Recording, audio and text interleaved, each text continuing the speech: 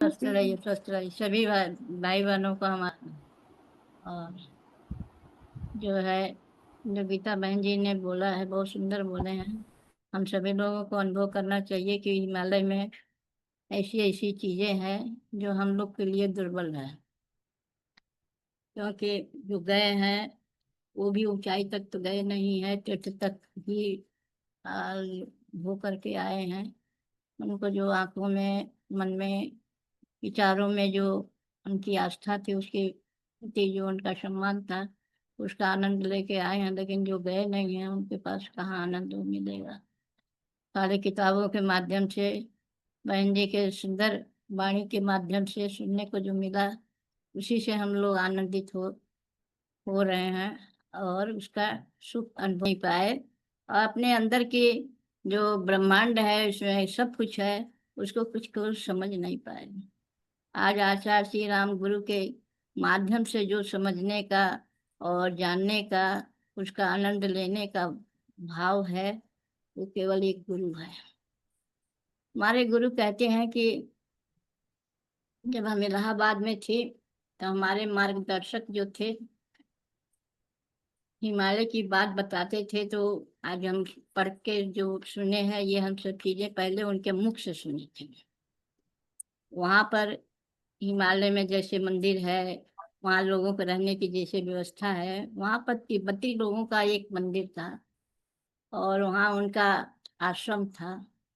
वहाँ पर एक बार गुरु जी को बुलाया गया था, उनके कुछ उद्बोधन के लिए मुख्य अतिथि के रूप में उनको बुलाया गया था। गुरु जी वहाँ गए थे, जिसमें वो हमारे प्रणव सूत्र थे वो भी थे उस समय में। और नीचे थे, बहुत ऊपर पे नहीं था, नीचे ही था। तो कहते थे कि जिस आसन पर गुरु जी को बैठाया गया था, वो आसन बिल्कुल सोने का जैसे था, इतना सुंदर था। कहें कि इतनी उम्र हमारी यहाँ हो गई, लेकिन ऐसा सुंदर सोफा आज तक मैंने कहीं नहीं देखा। किसी आश्रम में नहीं देखा, किसी बाजार में नहीं देखा, किसी के घर नहीं देखा, कहीं भी नहीं। इतना सुंदर।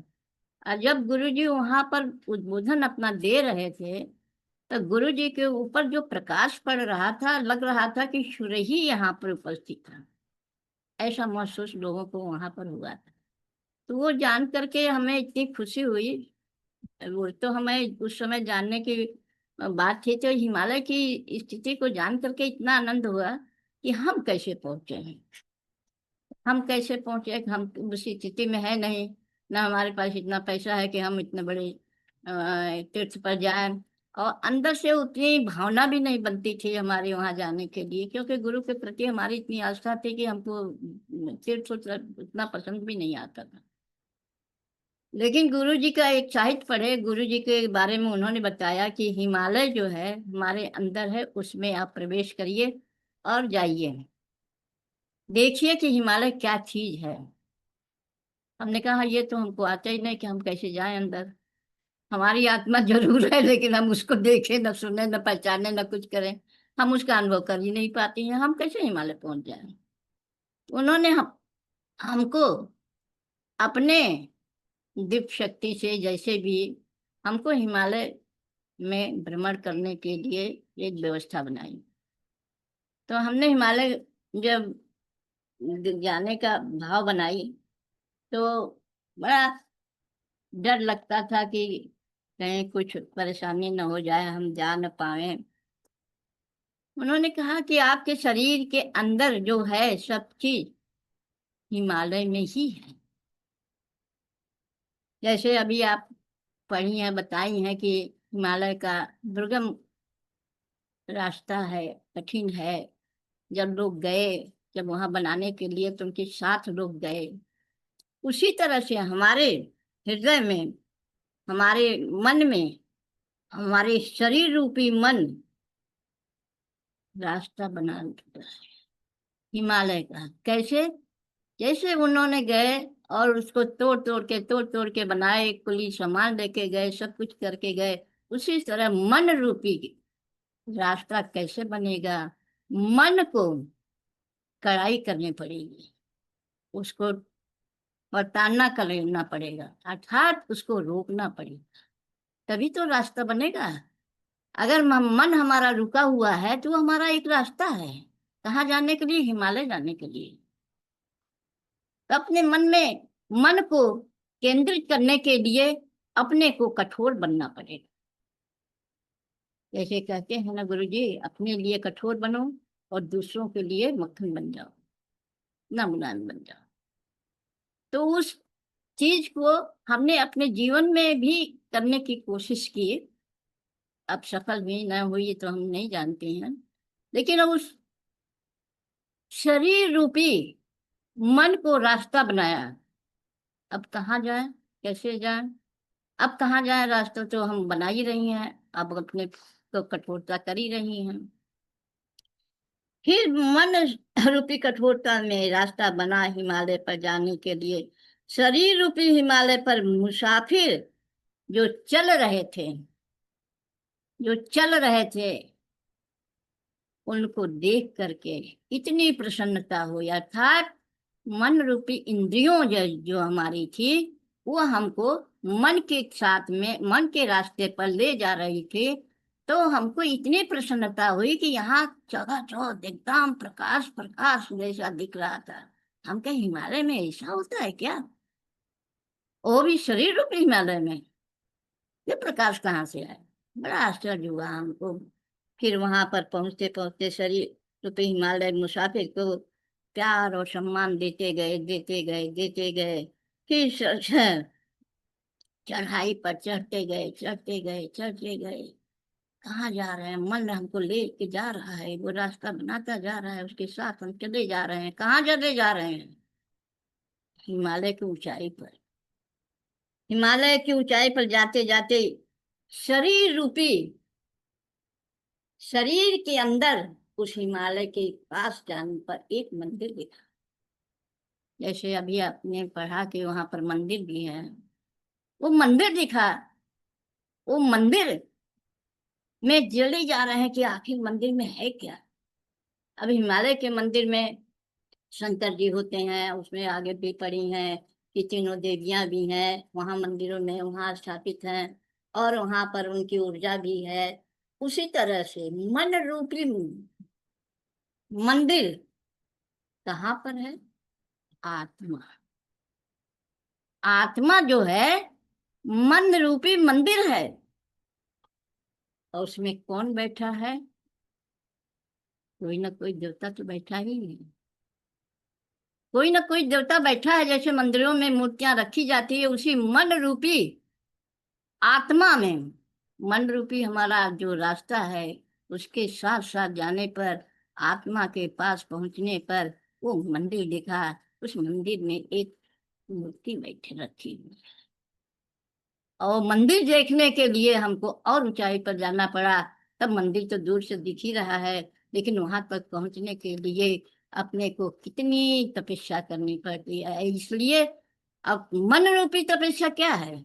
अपने मन को कंट्रोल रख लो, अपने इंद्रियों को कंट्रोल रखो, अपने विचारों को कंट्रोल रख लो, अपने बुराइयों पर कंट्रोल रखो। यही हमारी ऊंचाई है, यही हमारी ऊंचाई है। उस ऊंचाई पर जब जाने के बाद देखे तो इतनी प्रसन्नता हुई उस मूर्ति को देखकर। उस मूर्ति को देखकर इतनी प्रसन्नता हुई, इतनी प्रसन्नता हुई कि शायद जीवन में कई जन्म के बाद ये जन्म मिला होगा, किसी जन्म में शायद हम ये चीजें, ये दृश्य नहीं देखे होंगे। यही नहीं मालूम कि मन रूपी मंदिर भी होता है, मन रूपी हिमालय भी होता है। यही ज्ञान नहीं था हम। वहां पर जाने के बाद क्या देखते हैं?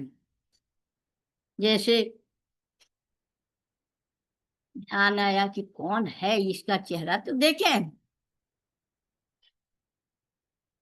तो क्या हमको दिखा? क्या साक्षात उस मन रूपी आत्मा में हमारे आचार्य श्री राम गुरु बैठे। ये आत्मा हमारे गुरु है। तब समझ में आया कि आत्मा हमारी, कोई भगवान देवता तो है ही है, लेकिन हमारे ये गुरु हैं। जब देवता तो दिन भर देखता रहता है, गुरु जो है हमको दिन भर देखता है। कहाँ से? उस मंदिर से, उस आत्मा से। गुरु की कृपा तर्क से नहीं, अनुभव से दिखता है। गुरु की कृपा कब मिलती है? तर्क में नहीं, कि हम तर्क करें कहाँ ऐसा है, कहाँ ये लिखा है, कहाँ ये पढ़ा है, इससे नहीं। अनुभव से उस मंदिर के पास गए तब हम अनुभव करने लगे कि ये कौन है, कैसा है। जब गुरु देखे तब गुरु जो कह, गुरु जो है, कुछ पूछो तो वो बोलते नहीं, मूर्तियां बोलती कहाँ है। पर अनुभव तो होता ही है कि हमको यहाँ कुछ मिल रहा है। उसी तरह गुरु उत्तर शब्द में नहीं देते, करके दिखाते हैं, करते हैं, वो हमको अनुभव होता है। गुरु हमारे अंदर की ज्योति जो बुझ गई है उसको जलाते हैं, वो भी हमको पता नहीं चलता कि कब जल गई। क्योंकि उन्होंने कहा तो नहीं कि हम आपका बुझी हुई ज्योति जला रहे हैं, वो कहते नहीं है। वो मंदिर में वो मूर्ति कह नहीं रही है, अनुभव करा रही है। फिर गुरु जो कहते हैं, पवित्रता देती है, शक्ति देते हैं, ज्योति, रास्ता, ज्योति जला करके हमको रास्ता दिखाते हैं। गुरु के एक विचार शिष्य के लिए बहुत चमत्कार की बात होती है। शिष्य को गुरु क्या देते हैं? वो मंदिर से हमको क्या मिला? उनका सहारा। इसका, गुरु का नाम लेकर के उस मंदिर में हमको एक सहारा सा महसूस हुआ कि हमें सहारा मिला। नाम उच्चारण का नहीं होता है कि हम राम राम जपें, गुरु गुरु जपें, तभी जप सकता है। गुरु का नाम भावना से दी जाती है, भावना से। आत्मा में प्रकाश गुरु ने दिया। किसने दिया? उस मंदिर में गए, हिमालय के मंदिर में जहाँ गुरु बैठे थे वहां उन्होंने दिया। यह यात्रा, ये यात्रा जो हमारी अंतरात्मा की है, बाहर की नहीं। बाहर हम कहाँ चल पाएंगे? बाहर चलना होता तो हिमालय पर हम भी गई होती, लेकिन नहीं चल पाए। लेकिन अंतरात्मा के हिमालय में हम गई। यात्रा कौन कराता है? गुरु कराता। यात्रा बाहर की नहीं, अंतरात्मा की है। वही अंतरात्मा की यात्रा हमने किया, जो श्रद्धा व समर्पण। शिष्य रुकता नहीं है। क्यों? गुरु उसको चलाता है। गुरु बोलता नहीं है, करता है। गुरु नहीं कहता हम ये करेंगे, हम ये करेंगे, हम ये करेंगे तुम्हारे लिए, ये करेंगे, वो करेंगे, ये सब हम लोग कहते हैं, गुरु नहीं कहता।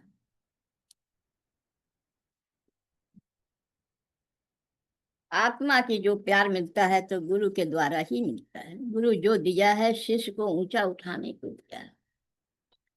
शिष्य गुरु चले तो गुरु हर क्षण देखता है, उसे गिरने नहीं देता है। यही मार्ग है उसके पास रोशनी देती है जो अनुभव से मिलती है। हम सच्चे की महिमा है कि गुरु हमें प्रेम देती है, जिससे हमें जीवन में प्रकाश ही प्रकाश मिले। हम कहते हैं कि जो शिक्षा लेकर के हम आए, मंदिर में जो हमको मिला, गुरु के मिला, गुरु से मिला। उस हिमालय के मंदिर से हमारे गुरु जो बैठे थे, आज भी उस हिमालय में गुरु जी बैठे हैं। वही शिक्षा मैं जीवन में उतारने की कोशिश की कि लोगों को प्यार देने की बात सोची। अब कोशिश यही करती है कि हमारे शब्दों से, हमारी बातों से, हमारे विचारों से लोगों को प्रसन्न कर सके। क्यों? कि हमको इतनी प्रसन्नता मिली है, गुरु हमको इतनी प्रसन्नता दी है। जितने हमारे भाई बहन जुड़े हैं, हमारे गायत्री परिवार के जितने भाई बहन हैं, जो हमको प्यार स्नेह समर्पण करते हैं, जो कहते हैं, देते हैं, उससे हम, हमारा जीवन धन्य बन जाए। जब कोई भाई बहन हमको कहते हैं दीदी, कोई कहते हैं बहन जी, कोई कहते हैं माता जी, उस समय हमारे मन के अंदर जो प्रकाश मिलता है, जो चीजें मिलती है, शायद वो पैसे से कभी नहीं खरीद सकती। ये किसकी देन है? उस हिमालय पर जो गुरु बैठा, उसकी देन है, जो हमको आप सभी लोगों से को मिला करके इतना प्रेम दिया। वही प्रेम मैं सबको बांटना भी चाहती हूँ, कि हम उस प्रेम को लोगों के, परिजन के लोगों के अंदर बांट करके लोगों को खुश देखें। जो हमारा मदद करता है, हम सोचते हैं कि ये हमारे पूर्व जन्म का कभी का कुछ न कुछ तो है ही है, जो हमारा इतना मदद कर रहा है। मैं वही चाहती हैं कि हम सबको बांटें। ये हिमालय का जो है, ये है कि कैसे यात्रा करें और कैसे हृदय में अपने हिमालय रूपी ज्ञान को रखें। और यही हमारे कहना है। समय बहुत रहा, इसलिए और कुछ ज्यादा नहीं बता पाएंगे, कह पाएंगे। बात कहना तो बहुत कुछ था, लेकिन बाद में कभी समय मिला तो फिर कहेंगे। लेकिन हिमालय का यात्रा मैं अपने हृदय में करती रहती हैं। वही प्यार, वही स्नेह जो मिलता हमको है, वही हम बांटना चाहती हैं। मेरे पास और कुछ भी नहीं, प्रेम के सिवा, प्यार के सिवा कुछ भी नहीं है। अगर उससे किसी को प्रसन्न कर सकती हैं तो ये हमारे लिए गुरु का बहुत बड़ा मिसाल है। अगर हम जो है गुरु के पद चिन्हों पर चलने की कोशिश करती हैं, यह बहुत बड़ा गुरु जी की देन है। जो हम कर रही हैं गुरु जी का देन है। मेरे पास कुछ भी नहीं है, हम तो एक साधारण महिला है, इस पृथ्वी पर रहने वाली महिला। क्या ज्ञान है कुछ। आइए हम इसी से अपना बात समाप्त कर रही हैं कि हिमालय की जो बहन जी अपने शब्दों से भ्रमण कराएं। आइए हमने भाव से भ्रमण करें, और यही चाहती हैं कि हे भगवान, हे हिमालय के देवता जो भी है, हमारे तो गुरु ही थे। गुरु ही हमारी आत्मा जो है, जिसको हम आत्मा परमात्मा कहते हैं, वो ही गुरु है। गुरु का कोई शरीर नहीं है, गुरु का कोई स्वरूप नहीं है।